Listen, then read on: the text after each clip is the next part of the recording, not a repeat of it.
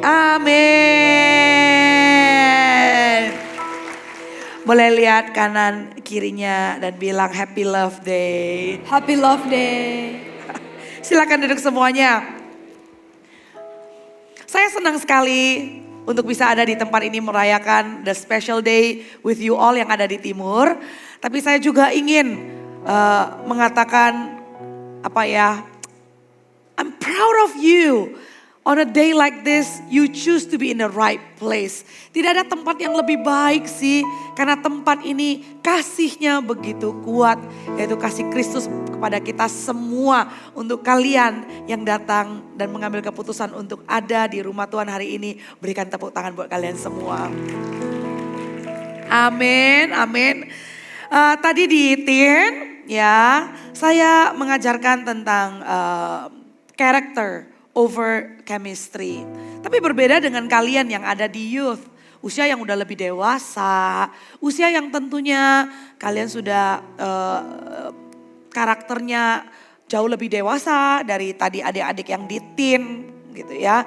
Dan di usia ini juga usia yang tepat untuk kalian mulai membuka diri ya kepada orang yang nantinya akan berkomitmen lebih jauh membangun hubungan dengan kalian ya. Jadi boleh saya tahu di tempat ini ya yang sudah punya pasangan, sudah punya pacar, angkat tangannya. Ya, yang sudah punya angkat tangannya. Wow, proud of you, you celebrate here at church. Berikan tepuk tangan buat mereka ya. Oke, sisanya listen up. Waktu angkat tangan Tuhan gandeng tangan kalian ya. Jadi bukan angin kok. Ya, segala sesuatu ada waktunya. Tapi tentunya jangan menutup diri, buka diri karena ini waktunya. Ya ini waktunya. Tadi kalau di teen saya bilang character over chemistry.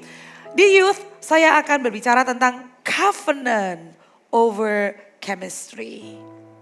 Untuk usia Anda yang udah lebih dewasa, Anda harus paham yang namanya covenant di dalam sebuah relationship. Jadi ada sebuah payung covenant yaitu perjanjian Tuhan dengan umatnya. That is covenant ya. Ada perjanjian Tuhan kepada setiap pasangan. Karena pasangan yang adalah wanita dan laki-laki di awal penciptaan manusia, Tuhan berkati mereka. Dan untuk dua orang menjadi satu, itu idenya Tuhan loh. Ya, itu idenya Tuhan. Karena Tuhan pandang baik untuk seorang pria punya seorang penolong, maka diciptakanlah wanita. Dan kemudian diberkatilah mereka dua jadi satu. Waktu mereka dua jadi satu yang adalah ide Tuhan. So it's God's idea, it's God's will, adalah kehendak Tuhan, adalah rancangan Tuhan yang baik. Nah jadi kalau kita ngomong rancangan Tuhan yang baik, pasti mendatangkan sesuatu tuh yang baik. Rancangan Tuhan yang baik pasti menambah-nambahkan. Nggak pernah mengurangi gitu ya. Dua menjadi satu, angkanya memang menjadi satu.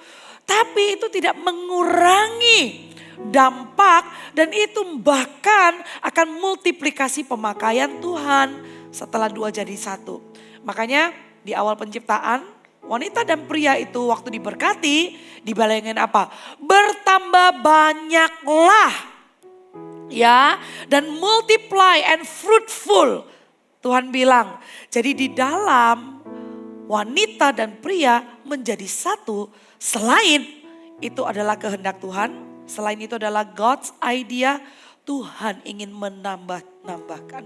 Tuhan ingin memberkati, Tuhan ingin multiplikasi, Tuhan ingin hidupmu berbuah-buah. Tapi kemudian jeng, apa yang terjadi? Apa yang terjadi? Hasutan ular membuat manusia itu jatuh dalam dosa. Iblis tuh tahu kalau dua orang jadi satu itu tuh bakal hebat. Apalagi kalau dua tambah satu. Dua jadi satunya itu dalam takut akan Tuhan. Itu pasti dahsyat banget.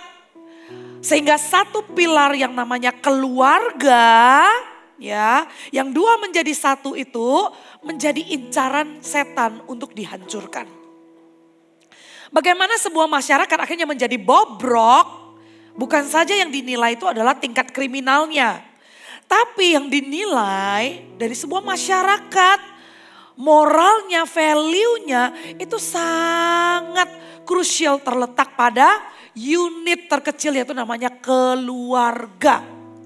Bagaimana keadaan sebuah keluarga, nanti mereka mendidik anaknya, bagaimana nanti mereka itu ada di masyarakat, itu semua resources-nya kan dari keluarga. Dan iblis tahu pilar itu sehingga pilar itu tuh mau dikacaukan, mau dihancurkan. Dan iblis itu menghancurkan pilar keluarga enggak nunggu orang nikah. Dia itu curi start. Untuk musuh menghancurkan pilar keluarga, dia berusaha untuk curi start dan dihancurkan dari usia Anda sekarang. Walaupun Anda belum berkeluarga, walaupun Anda belum menikah, tapi the idea of holy marriage, the idea of godly marriage itu mulai diselipin nilai-nilai yang salah di usia-usia Anda seperti ini.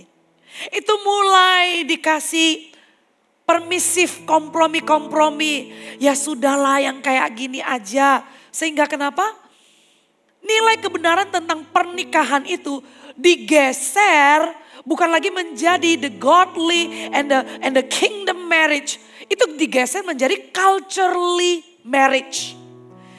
Seolah-olah itu adalah musim kehidupan manusia yang harus dilewatin, menikah. Dan itu adalah sebuah perjuangan. Oh, menikah itu kemudian akhirnya point of view-nya itu adalah tentang finance. Point of view-nya itu adalah tentang mampu. Point of view-nya adalah tentang membesarkan anak. Point of view-nya adalah tentang... Itu tiba-tiba menjadi cultural marriage. Padahal marriage itu awalnya itu ide Tuhan. Marriage itu it's a kingdom thing. Di mana ada pemakaian Tuhan, di mana ada multiplikasi, di mana itu ada fruitful terjadi semua. Segala yang baik yang datangnya dari heavenly. Tapi itu mulai dikacaukan. Jadi hari ini kita kembali lagi kepada covenant itu yuk. Ya, kita kembali lagi kepada covenant itu supaya nanti waktu kita di relationship dan waktu Tuhan bawa kita lebih jauh di dalam komitmen dan dalam pernikahan, suatu hari nanti kamu jadi istri dan Anda yang cowok-cowok itu jadi suami, kalian ada di dalam covenant ini. Covenant ini jangan sampai dikompromi. Covenant ini jangan sampai dianggap enteng dan digampangkan. Karena covenant inilah yang akan menentukan bagaimana kamu itu membawa dampak dan masuk dalam pemakaian Tuhan sampai selesai masa hidupmu di dunia ini. Oke, siapkan dirimu dengan judul Covenant over Chemistry.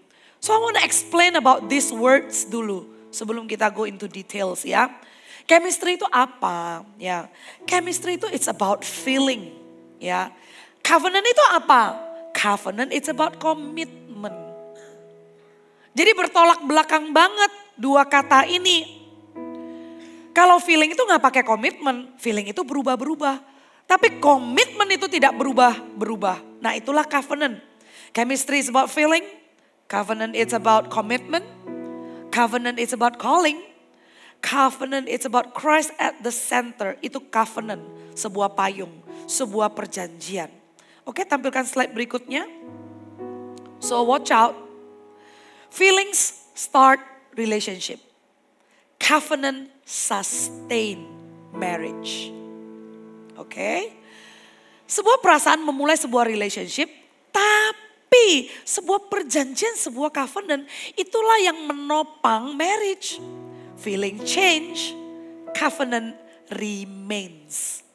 Makanya ya, kalau misalnya orang dunia itu ngomong feelings itu mereka suka ngomong tentang apa?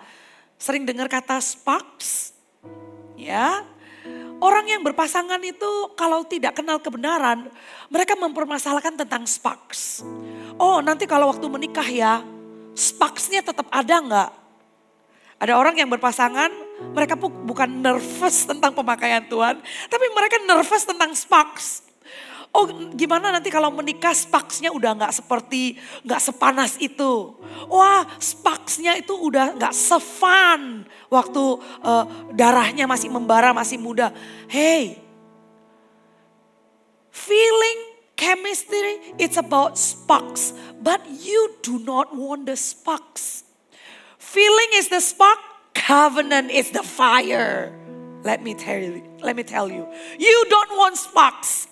Sparks itu is not the real substance, but fire is the real substance. And then you know what has the fire? Covenant has the fire. Makanya yang kalian utamakan itu bukan chemistry, bukan perasaan.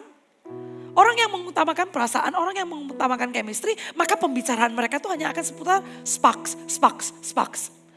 Tapi orang yang paham covenant, mereka akan tahu bahwa ada real fire di dalam sebuah relationship. Yang namanya fire itu gak gampang padam. Tapi yang namanya sparks, itu ditiup dikit aja atau kena angin dikit aja, gak usah badai, gak usah hujan, gak usah disiram. Yang namanya sparks, itu ditiup dikit aja itu udah padam. Tapi fire semakin lama semakin membara. Fire semakin membakar. Dan dua orang yang on fire itu akan semakin besar apinya.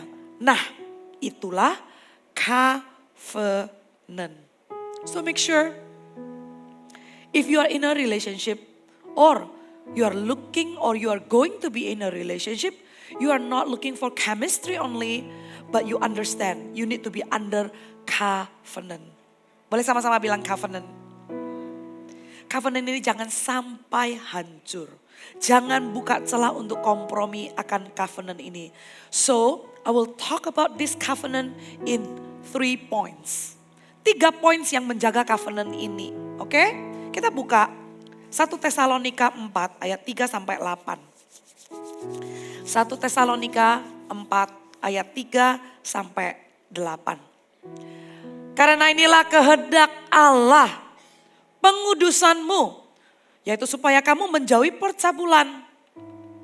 Supaya kamu masing-masing mengambil seorang perempuan menjadi istrimu sendiri dan hidup di dalam pengudusan dan penghormatan. 5.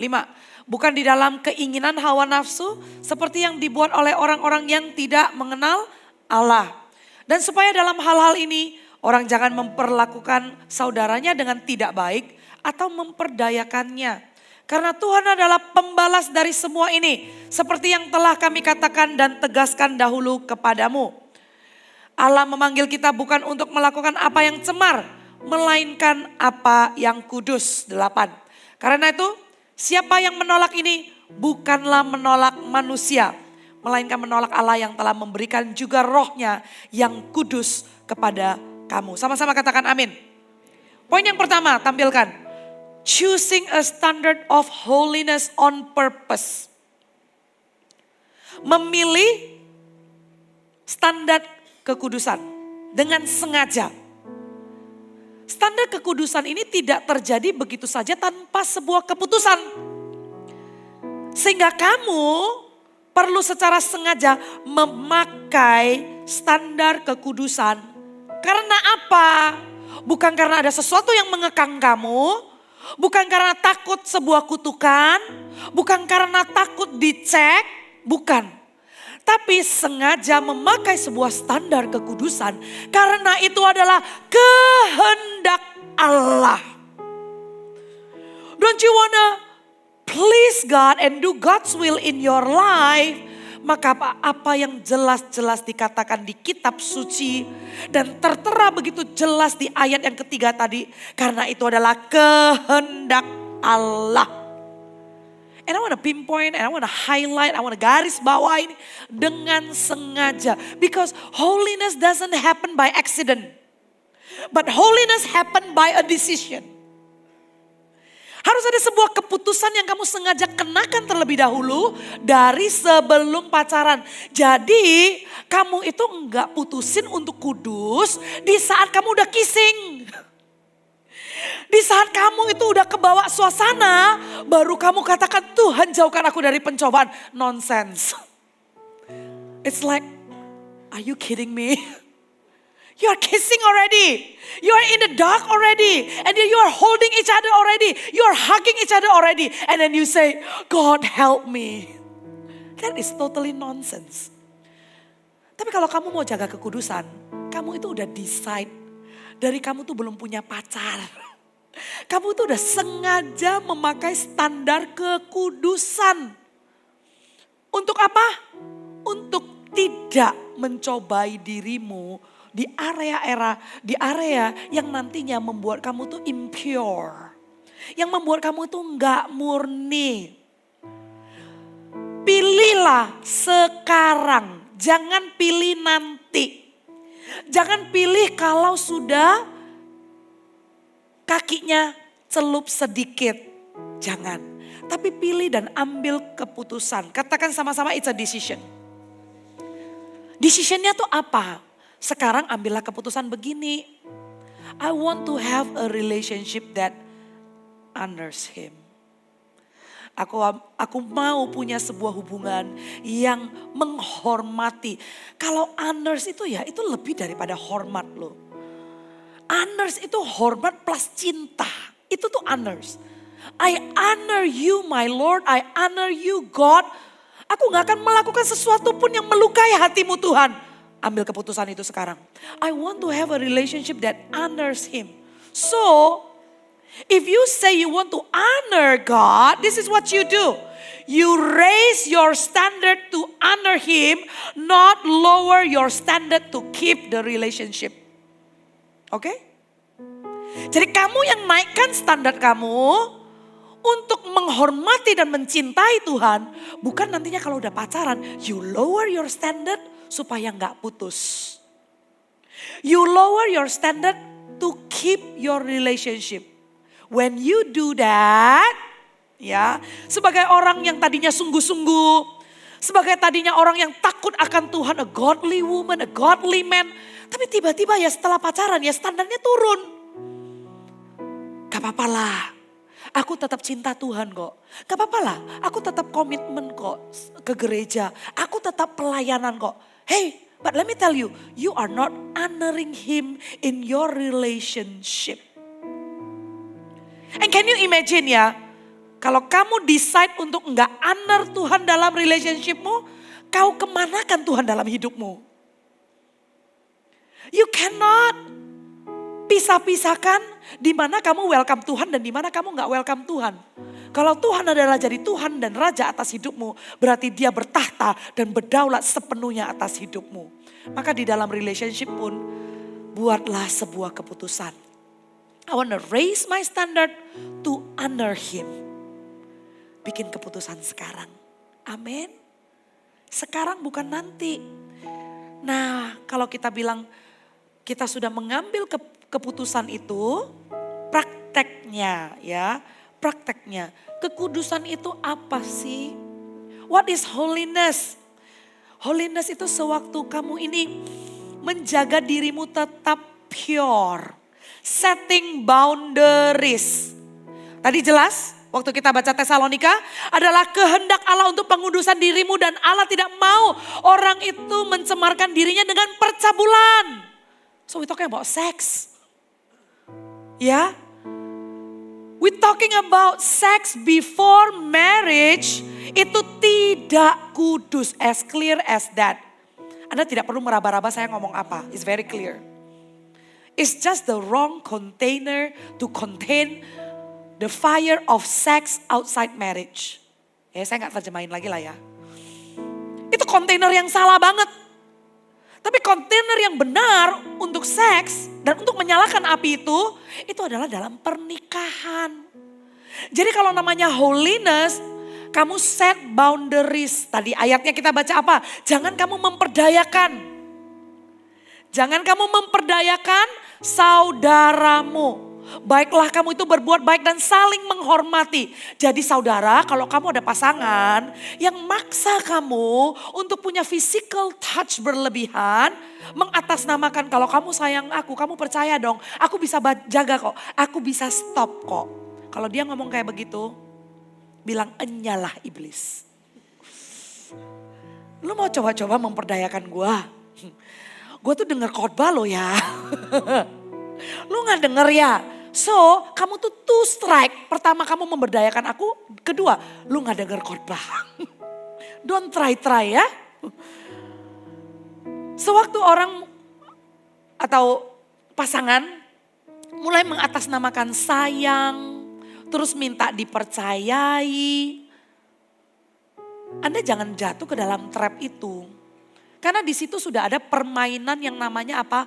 Memperdayakan. Oh, Alkitab itu keren loh.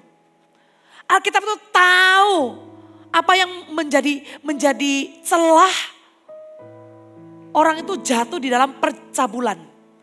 Alkitab itu tahu celah orang itu melakukan hal yang cemar. Semuanya itu dimulai dari apa? Merasa diri itu cukup kuat. Oh, jangan pernah sekali-kali the one person that you should not trust. And you know the answer. Siapa? I, me, myself. The only and monster yang paling bahaya yang kita gak boleh percaya itu diri kita sendiri. Jadi jangan sesekali kamu itu nego dan jangan sesekali kamu merasa kamu cukup kuat untuk menolak. Jadi gak apa-apalah kira-kira naik level lah hubungan kita ya. Dari gandengan tangan let's go further lah ya. Tapi aku tahu kok aku gak akan melakukan seks. Jangan merasa dirimu kuat. Karena kamu gak akan pernah tahu. Kapan kamu main-main sama singa, kamu gak tahu kapan singa itu buka mulut dan hap kamu. Kalau jelas kamu tahu singa adalah binatang buas, kamu bakal main-main di sebelahnya dia. Kamu akan nung ning nang gitu sama singa. Ya jelas kamu gak akan main-main lah. Karena kamu gak akan, jangankan singa ya. Sometimes I have a Labrador, okay? Come on man, Labrador is like a golden retriever. I don't think they can bite. Kalau ada pencuri pun kayaknya dia bakal jilat pencuri itu. Tapi tetap aja ya, my Labrador itu sometimes look like pitbull you know. Gundut, matanya sangar gitu loh, tapi Labrador.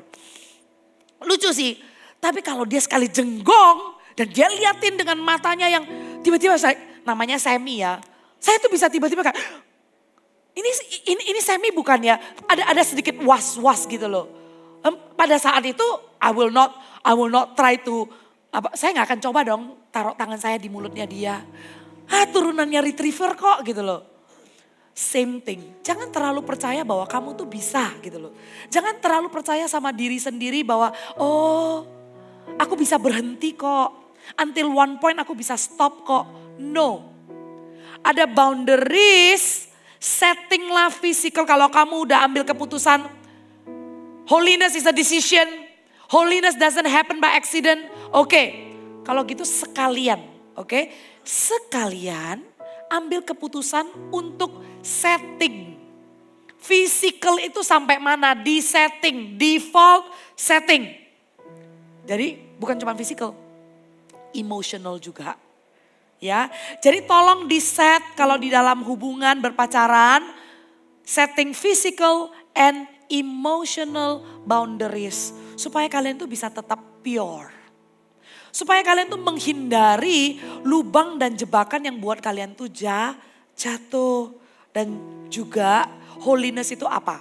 Holiness itu selain daripada setting boundaries, holiness itu adalah choosing obedience. That's holiness. Oleh lagi, oke? Holiness itu choosing obedience. Over apa? Over desire. Ya, saya nggak usah masuk lah maksudnya nggak usah buru-buru kita ngomong area seks ya kalau holiness itu ya.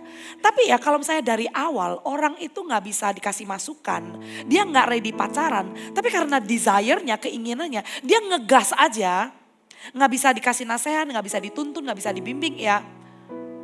Orang yang kayak begitu nggak ada obedience-nya, hanya mengutamakan desire-nya, jangan heran.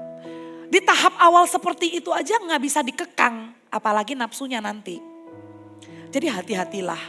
Anda memulai sesuatu ya dengan cara yang salah, jangan harap Anda tuh punya ending yang benar. Kalau Anda memulai sesuatu dengan cara yang salah, oke, bayar hutang dulu, beresin dulu, jangan kenggong.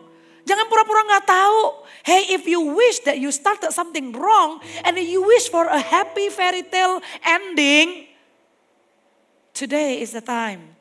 Wake up. Jangan halu. Kalau Anda memulai sesuatu itu dengan nafsu, Anda memulai sesuatu itu dengan desire dan tanpa obedient, ini waktunya Anda bertobat. Tidak terlambat loh. Segeralah kembali untuk lunaskan dulu ketaatanmu. Karena di situ terletak kekudusan. Kekudusan itu gak bisa dipisahkan dari ketaatan. Tanpa ketaatan tidak ada kekudusan. So it's not merely just about sex. But from the beginning, if you don't have obedience, yang kamu utamakan itu adalah desire-mu, maka rest in peace holiness. There is no such thing in your life called holiness. Setialah dengan perkara kecil dimulai dari ketaatan. Dan semua ini saya sampaikan sebagai gembala Anda, bukan sebagai larangan, bukan untuk menghalang-halangi kamu. 1 Korintus 7 ayat 35. Semua ini kukatakan untuk kepentingan kamu sendiri, bukan untuk menghalang-halangi kamu dalam kebebasan kamu, tetapi sebaliknya supaya kamu melakukan apa yang benar dan baik dan melayani Tuhan tanpa gangguan. Katakan sama-sama amin. Ini bukan restriction, ini protection. Apa yang saya sampaikan untuk kepentingan Anda, ini melindungi Anda dari future covenant. Ya, covenant pemakaian Tuhan supaya tidak ada gangguan di dalam pelayananmu. Pelayanan apa? Pelayanan Anda kalau sudah menikah pertama-tama itu bukan di departemen praise and worship. Pelayanan Anda nanti kalau sudah menikah itu ya bukan Anda itu jadi asyar atau pendoa. Pelayanan Anda nanti kalau sudah menikah itu pertama-tama itu adalah jemaatmu di keluargamu, yaitu suami, istri dan anak-anak. Itu pelayananmu yang pertama. Supaya pelayananmu itu tanpa gangguan. Supaya covenant Tuhan di dalam keluargamu itu utuh, penuh di dalam rancangannya yang mulia. Maka dari itu, dari muda jangan suka berontak terhadap hal-hal yang melindungimu. Ya, ada bubble yang Tuhan kasih dalam hidupmu, yang Tuhan bentuk dengan sempurna mengcover hidupmu. Jangan iseng-iseng pakai jarum, tuk.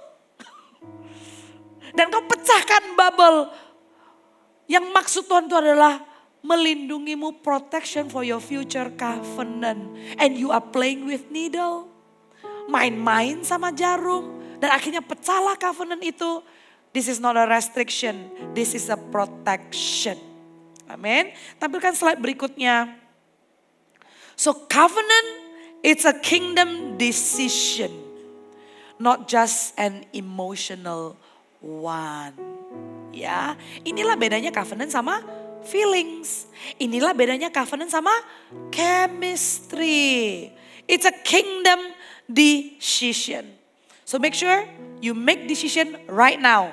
Karena tanpa pacaran yang kudus tidak ada pernikahan kudus. Kalau Anda tidak kawal dari sekarang dan tidak ambil keputusan dari sekarang, Anda sendiri sedang merencanakan untuk pelahap-pelahap itu mengambil berkat yang Tuhan sediakan bagimu di masa depan. Ada berkat dari orang tua, ada berkat dari gereja, ada berkat supernatural dari Tuhan yang ingin dicurahkan dalam hidupmu. Jaga baik-baik untuk tetap murni. Katakan amin. But here is the thing. Okay.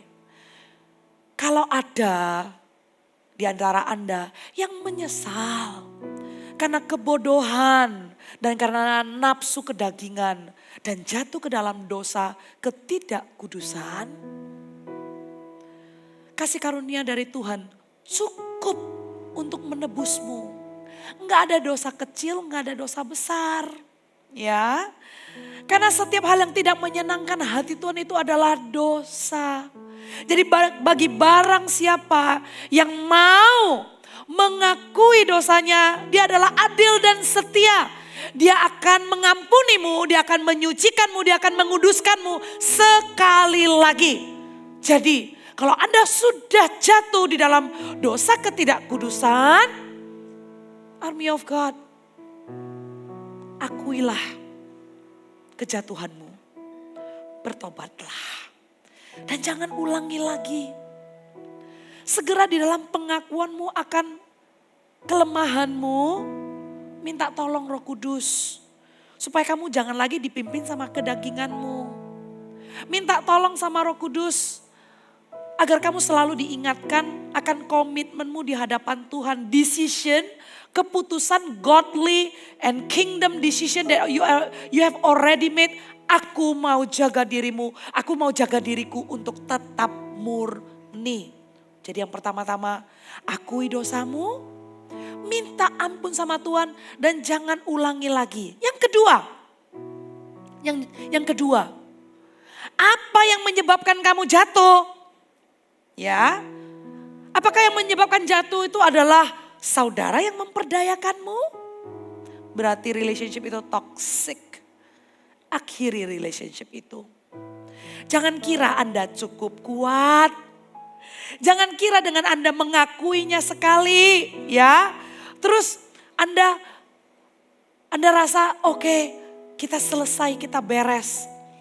Anda benar-benar perlu waktu untuk menguji. Kalau Anda benar-benar bertobat ya kan cuman Tuhan yang tahu pihak yang lainnya itu benar-benar bertobat enggak. It goes vice versa kan. Benar ya. Jadi saya menyarankan ya. Kalau yang membuatmu jatuh itu adalah teman pasangan yang memperdayakanmu. Dan relationship itu toxic. End it. Jangan dekat-dekat. Oke, jangan dekat-dekat. Kalian harus uji dulu. Sampai benar-benar. Si A, si cowok, si cewek diuji terlebih dahulu. Sampai benar-benar dirinya itu komplit utuh. Dan benar-benar teruji keputusannya. Ya kalau saya gini loh. Kalau Pastor Mike ngomong kayak gini itu kayak orang yang melakukan ini tapi step ahead. Seperti mendapat sebuah lampu hijau untuk balikan lagi gitu ya. Kalau kamu mikirnya gitu ya ruginya di kamu lah ya. So I hope you don't think that way gitu loh. Tapi kalau relationship itu toxic, end it. Siapa tahu ya. Tapi jangan jadikan ini tuh pegangan. Siapa tahu loh. Setelah kamu menguji dan benar-benar bertobat. Dan keputusanmu untuk hidup kudus. Itu sudah kamu jalani lewat satu waktu. Dan satu pihak yang lain. Itu juga melewatinya. Dan benar-benar sudah teruji. Menyesalinya teruji loh ya. Dipertemukan kembali. Dipertemukan kembali. Broken vessel yang Tuhan pulihkan. Saya rasa tidak ada yang mustahil bagi Tuhan. Tapi jangan dipegang itunya. Dipegang apa? Ketaatannya. Karena jangan lupa tanpa ketaatan tidak ada kekudusan. Sungguh-sungguh jangan ada motivasi untuk balik gitu loh. Tapi benar-benar diuji. Tidak pernah terlalu terlambat. Jagalah poin yang pertama ini. Kekudusan harus disengaja. Pakailah standar kekudusan karena itu adalah kehendak Allah. Amin. Amin. Jangan diam-diam sendiri terus tertuduh. Hey, probably right now you think this is a very private area and it's very uncomfortable.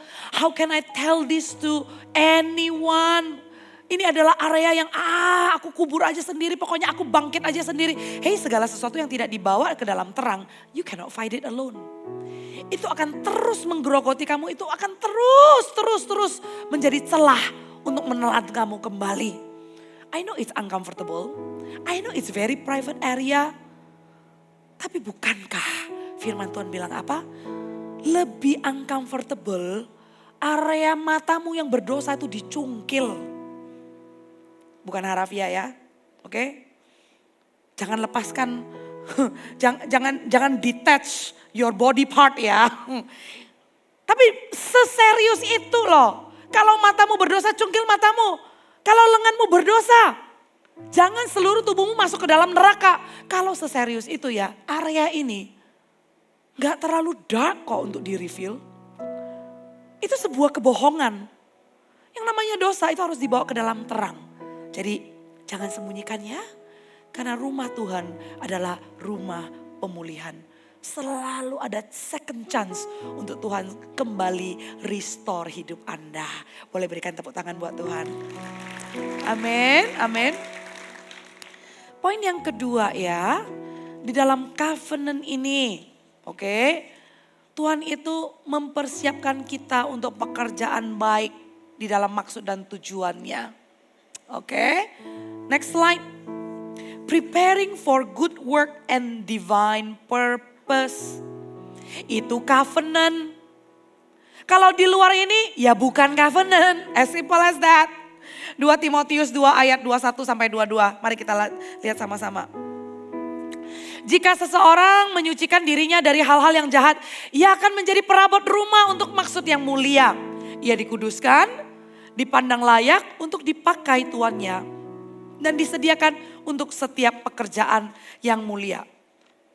Sebab itu jauhilah nafsu orang muda, kejarlah keadilan, kesetiaan, kasih dan damai bersama-sama dengan mereka yang berseru kepada Tuhan dengan hati yang murni. Tuh, dibilang apa? Menjadi perabot yang dipakai untuk tujuan yang mulia. Ayat 22, this is my subject right here. Nafsu orang muda. Jadi itu loh guys, nafsu orang muda itu akhirnya membuat orang tuh belok dari purpose-nya Tuhan. Nafsu orang muda itu akhirnya yang menentukan jalan hidupmu tidak berjalan di dalam rancangan Tuhan. Itu gara-gara apa? Nafsu orang muda. Biarlah engkau menyucikan dirimu supaya kamu dipakai untuk maksud dan tujuan yang mulia di dalam relationship. Pastikan, oke? Next slide. Jangan pikir ini, what can I get from you? Tetot, tapi pikirkanlah, what can God do through us? Ya. Jadi jangan buru-buru ya kalau udah berpasangan itu kita tuh jadi kayak vacuum cleaner gitu loh. Nyedot segala perhatian, nyedot segala kasih sayang, nyedot segala sesuatu tuh untuk diri sendiri. What can I get from you? Tapi orang yang masuk di dalam covenant, mereka tuh do the good works. Dan mereka itu dipakai untuk maksud dan tujuan yang mulia. Mereka itu punya satu pertanyaan. What can God do through us? Buat yang pacaran, apakah kalian punya pertanyaan ini di dalam hubungan kalian? Apa yang Tuhan mau lakukan lewat hubungan kami? Through us. Next slide. Look at this. Your relationship is a calling. Ternyata hubungan itu adalah sebuah panggilan. Karena dari awal saya bilang apa? Emang idenya Tuhan kok mempersatukan wanita dan pria. It's God's idea. Itu adalah sebuah panggilan. Jadi saya berdoa buat yang jomblo. Supaya kalian gak jomblo kelamaan. Yang setuju dengan saya katakan.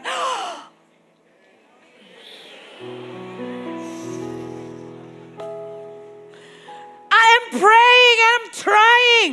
Whoever I know. Saya selalu nanya, udah punya pacar belum? Kalau dia bilang cowok, dia bilang belum. Saya tuh langsung database saya. Siapa ya? Antrian pertama, antrian kedua, antrian ketiga gitu ya. Kalau yang cewek masih single, saya langsung, cowok siapa ya? Hey, as much as you want your jomblo life end, your pastor itu juga desperate pengen nikahin kalian. Pengen. Kenapa? Your relationship is a calling. Jadi jangan jadikan relationship itu cuma status. Tadi di tin saya bilang begini, prepare yourself. Jangan cuman be paired. Not just be paired, but prepared. Ya, jangan cuman buru-buru jadi pasangan hanya untuk sebuah status. Karena be paired itu it's only a status, but prepared is a transformation. Itu membawa sebuah perubahan karakter. Prepare yourself. Supaya apa? Di dalam sebuah relationship yang adalah calling. Ya, di dalam sebuah calling ini. Pasangan, suami dan istri. Saya ngomong suami istri aja supaya pacaran untuk menikah sih. Oke? Supaya apa? Supaya suami istri itu jangan merusak rancangan Tuhan. Kalian pernah tahu gak? Orang yang habis menikah.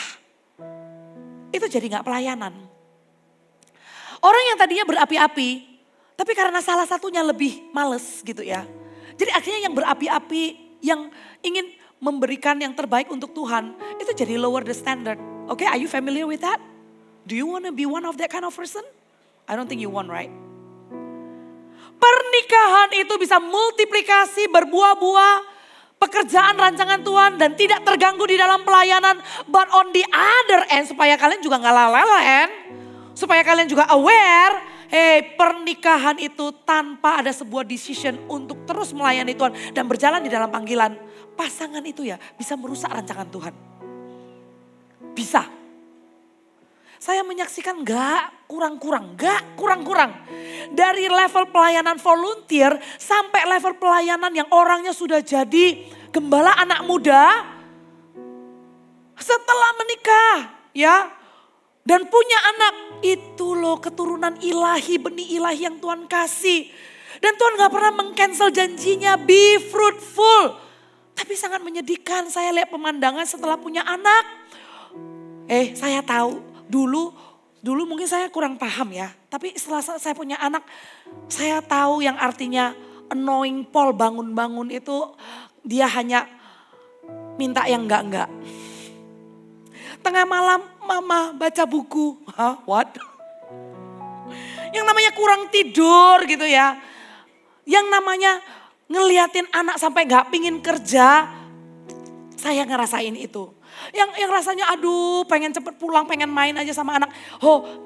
My son can be my whole world. I totally get it.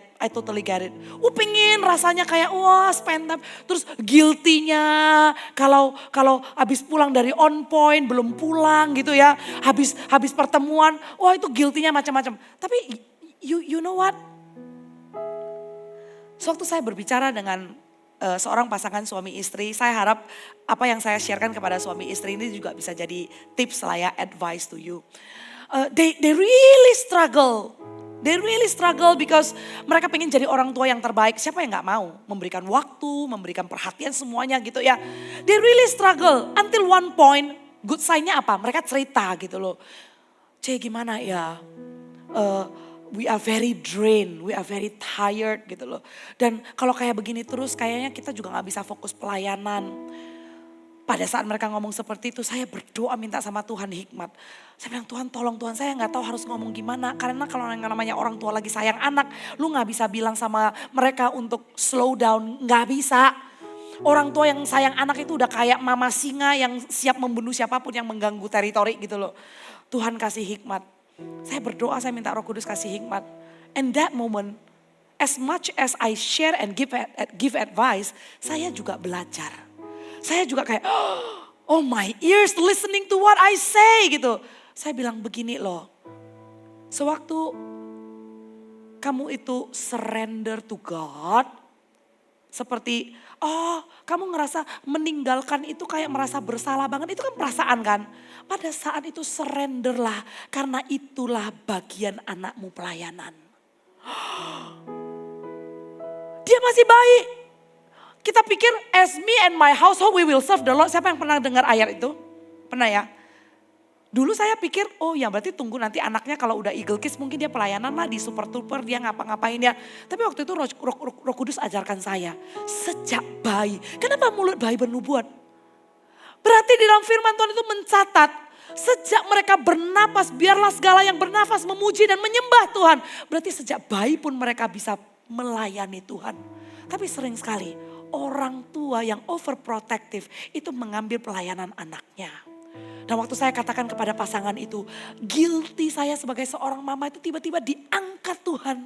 Dan sewaktu saya meninggalkan anak saya pelayanan, sewaktu saya keluar kota. By the way saya baru kembali dari Brasil. Saya pergi 2 minggu. Berangkat Senin nyampe nggak tahu berapa hari kemudian. Saya naik pesawat selama 2 minggu itu 10 kali. PP 10 kali. Sampai setiap kali boarding saya mau emosi. Kapan saya di darat, kenapa saya di pesawat terus gitu ya. Dan saya ngelewatin ulang tahunnya anak saya. Sampai saya itu merahasiakan dari dia. Saya titip sama semua orang di sekeliling. Jangan ngomongin happy birthday ya, nanti dia tahu kalau saya itu gak ada bersama dengan dia waktu birthday. Sampai kayak begitu. Such a guilty feeling gitu ya. Saya harus meninggalkan. Tapi guilty itu udah Tuhan angkat sebelum itu. You know what? I went to Brazil. Saya saksikan kebangunan rohani. Saya lihat semua itu. Dan waktu saya melihat semua itu, saya tinggalkan anak saya di rumah. Saya video call. Ternyata waktu dia ulang tahun, dia tahu ulang tahun. Gak tahu kenapa ya, dia pintar banget ya. Jadi pas hari ulang tahunnya saya video call, dia membelakangi saya. 2 hari. Terus saya pulang, saya tanya dia, Nathan mau happy birthday ya? And then he said, sudah birthday. Dia tinggalkan saya. Well, forgive mama. Tapi you know what? Suatu saya di Brasil. Saya tahu. Walaupun anak saya gak berangkat. Walaupun dia umur 2 tahun. Walaupun dia gak ngerti yang artinya mamanya itu adalah seorang pendeta, mamanya pelayanan. Tapi suatu saya pelayanan. I know as me and my household, we serve the Lord. I do my part serving the Lord, but my kid alone at home without his mom, he is serving the Lord. Itu pelayanan anak saya, dan saya gak akan ambil itu dari dia. Saya gak akan. Kalau memang saya harus konseling, tapi bukan berarti saya jadi mama yang absen ya. Saya atur waktu saya sebaik-baik mungkin. Tapi kalau memang saya gak bisa hadir, saya tahu itu pelayanan anak saya. Saya ceritakan ini supaya Anda tahu, sewaktu Anda menikah, jangan sampai pasangan itu merusak rancangan Tuhan dalam kehidupan kita. Jangan sampai the good works, okay? The good works and the covenant, the divine purpose yang kalian itu sudah tangkap sejak youth. Kalian sudah tangkap sejak army of God. Tapi waktu menikah, tiba-tiba priority shift. Oke, tiba-tiba value, tiba-tiba covenant itu tidak lagi masuk hitungan untuk Tuhan menjadi pusat dari segala pelayanan yang terjadi di rumah. Yang menjadi pusat pelayanan itu adalah kekuatan diri sendiri, usaha diri sendiri, kontrolnya diri sendiri. Oke, so relationship is a calling. Kita itu disatukan, Anda dan pasangan lah ya, gak rame-rame lah ya. So a couple is brought together untuk apa? Untuk semakin kuat di dalam iman. Untuk berjalan di dalam God's assignment. Untuk menjadi berkat buat orang lain. Udah ingat gitu aja. Kalau kalian nanti ketemu pasangan, pacaran, masuk komitmen pernikahan. Kalian analisa aja dan eval. Apakah iman kalian itu semakin kuat sama Tuhan? Apakah kalian mengerjakan assignment dari Tuhan? Tugas dari Tuhan, apakah kalian menjadi berkat buat orang lain? Atau kalian cuma sibuk sama inner circle? Kalian cuma sibuk membangun rumah sendiri tapi gak membangun rumah Tuhan? Well, that speaks a lot. If you are still under the covenant or not. Siapa di sini yang mau tetap di dalam covenantnya Tuhan? Haleluya, cek ya. Dan jangan sampai, jadi kalau itu tadi adalah hal-hal yang kalian perlu perhatikan, yaitu semakin kuat imannya, berjalan dalam God's assignment, become a blessing to others. Jangan sampai relationship itu hanya sekedar do we look good together? Ya, atau are our relationship become relationship goals on the social media that I can make people proud of my relationship. Just forget about it. Dampak itu berbicara nyata dengan memberkati orang lain lewat buah hidupmu, bukan lewat apa yang kamu display. So don't worry about displaying, but living. Okay, living your relationship as a calling. Okay, yang ketiga dan yang terakhir ini. Di dalam covenant, tentunya di dalam payung itu, you have Christ as the center of your relationship. Tampilkan. Building a Christ-centered relationship. The next slide. Ya, Jesus is not just invited, but Jesus is the foundation.